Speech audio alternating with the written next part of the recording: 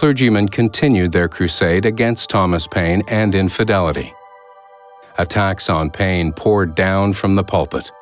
After hearing a typical Sunday sermon condemning the revolutionary author-hero, a fair-minded Christian editor of a New Orleans newspaper wrote in disgust, "It would appear from pulpit declamations on infidelity that Paine had done nothing in his whole life but curse God and drink brandy, and such was the picture drawn that I imagined a man with a bottle nose and bloated face full of carbuncles and named Tom Paine. I am no infidel. I believe in the Lord Jesus Christ. I venerate and respect the clergy, but I love a patriot more." Although Thomas Paine and freethinkers were often called atheists and infidels, according to Freethought publisher Gilbert Vale, the majority of freethinkers were not atheists.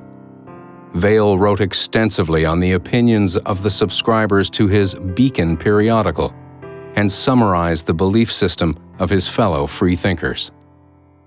Among free inquirers, the being of a God is an open question. Many believe, some disbelieve, and many more are in doubt. Gilbert Vale. In the late 18th century, Thomas Paine assailed slavery and organized religions from the outside.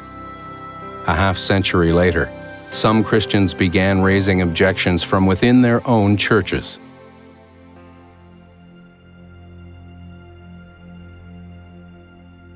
Come-outerism was the practice among abolitionists of leaving churches that did not condemn slavery. Abolitionists would go to their ministers, they would try and make anti-slavery announcements from either the pews or from the pulpit, and when they were rejected, they would protest and they would leave the church, complaining that the church did not sufficiently condemn slavery as a sin. And so many abolitionists came out of their churches. While some abolitionists, like Elijah Wright, left their churches in protest, Lucretia Mott decided not to come out, but to stay in and challenge her fellow Quakers on the issue of slavery.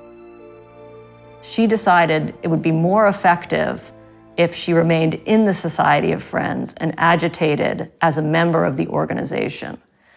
She called it standing out in heresy. She had to be willing to take the criticism, the accusations from her fellow Quakers in order to change the organization. My conviction led me to adhere to the sufficiency of the light within us, resting on truth for authority, not on authority for truth. Lucretia Mott.